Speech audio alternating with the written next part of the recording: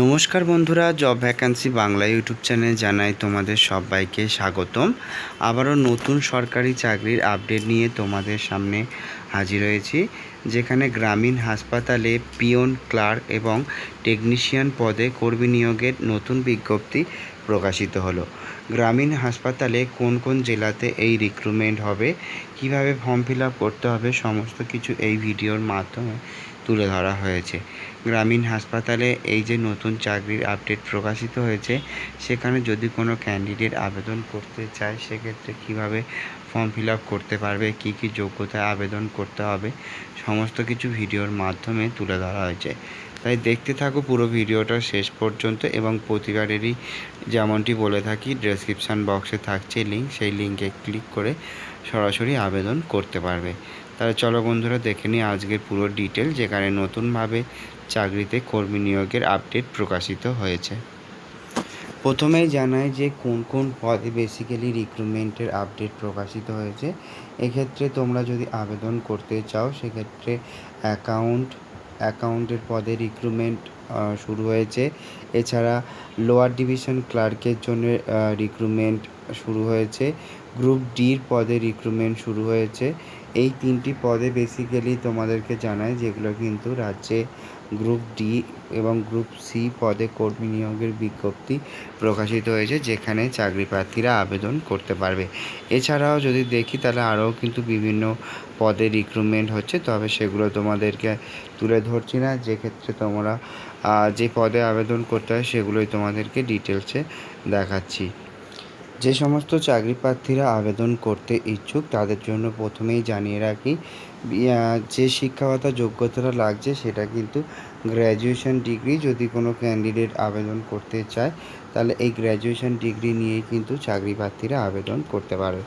Graduation pass করা থাকলে তারা কিন্তু এখানে যে পদগুলি প্রকাশিত হয়েছে সেখানে যদি আবেদন করতে চায় তারা কিন্তু এখানে খুব সহজেই ফর্মটিকে ফিল আপ করতে পারবে। এখানে এলডিসি এবং গ্রুপ ডি এই পদগুলিতে কিন্তু তোমরা আবেদন করার জন্য এখানে উচ্চ মাধ্যমিক অষ্টম শ্রেণী এই পদে কিন্তু ফর্মটিকে ফিল আপ করতে পারবে। তো যারা আবেদন করতে ইচ্ছুক তারা যদি ফর্ম ফিল আপ করতে চাও তারা কিন্তু এখানে ফর্ম ফিল আপ করতে পারো। গ্র্যাজুয়েশন পাস করলে তোমরা যারা আবেদন করতে ইচ্ছুক পুরুষ এবং মহিলা সবাই কিন্তু আবেদন করতে পারবে। এখানে কিছু এলিজিবিলিটি ক্রাইটেরিয়া তুলে ধরা হয়েছে, যার জন্য কিন্তু তোমরা এখানে ফর্ম ফিল আপটা করতে পারবে। ফর্ম ফিল আপ কিন্তু অনলাইনের মাধ্যমে ওয়েস্ট বেঙ্গল হেলথের অফিসিয়াল ওয়েবসাইটে কিন্তু চলছে, সেখানে গিয়ে কিন্তু আবেদন করতে পারো। ওয়েস্ট বেঙ্গল হেলথের অফিসিয়াল ওয়েবসাইটে অলরেডি কিন্তু ফর্ম ফিল আপ চলছে। যে সমস্ত চাকরি প্রার্থী আবেদন করতে ইচ্ছুক তারা যদি ফর্ম ফিল আপ করতে চায় সেক্ষেত্রে 21 থেকে 50 বছর পর্যন্ত বয়সসীমা রাখা হয়েছে, এবং এখানে 21 থেকে 50 বছরের মধ্যেও কিন্তু বয়সের ছাড় দেওয়া হবে। সরকারি নিয়ম অনুযায়ী চাকরি প্রার্থীদেরকে 21 থেকে 50 বছরের মধ্যেও এসসি এসটি ওবিসি যারা রয়েছে তারা কিন্তু এখানে বয়সের ছাড় পেয়ে যাবে।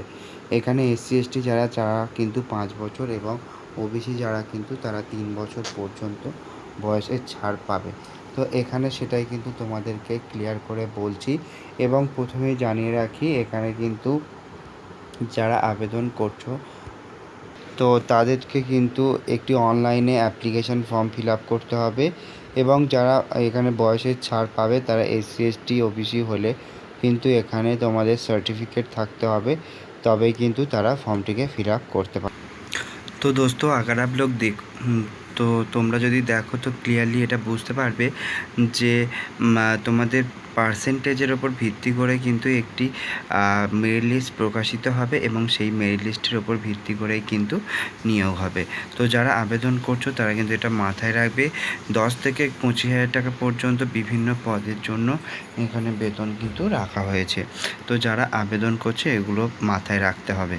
তো বেসিক্যালি এখানে কিন্তু ক্লিয়ারলি এটাই বলা হলো যে এখানে বিভিন্ন ধরনের পদ প্রকাশিত হয়েছে। সেক্ষেত্রে গ্রুপ ডি, পিয়ন, ক্লার্ক এই পদগুলিতে তোমরা আবেদন করতে পারো।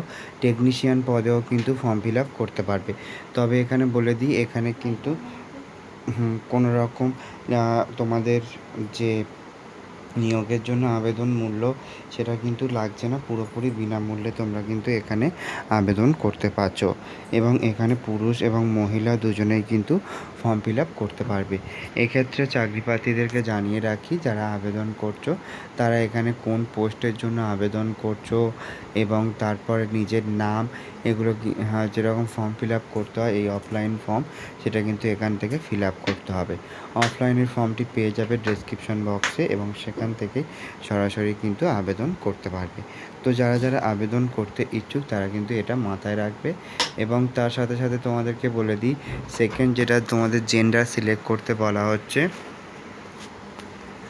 তারপরে তোমরা এখানে father name, date of birth, age এগুলো অবশ্যই করে দেবে। যার যে কাস্ট রয়েছে সেই কাস্ট এখানে লিখবে। তার সাথে সাথে nationality, knowledge of computer, knowledge of local language যেগুলো কিন্তু রয়েছে সেগুলো তোমার এখানে লিখতে হবে। অ্যাড্রেস ফর দ্য কমিউনিকেশান, যেখানে তোমার পুরো ঠিকানাটা সঠিকভাবে কিন্তু এখানে লিখতে হবে, যার মধ্যে ভিলেজ, পোস্ট।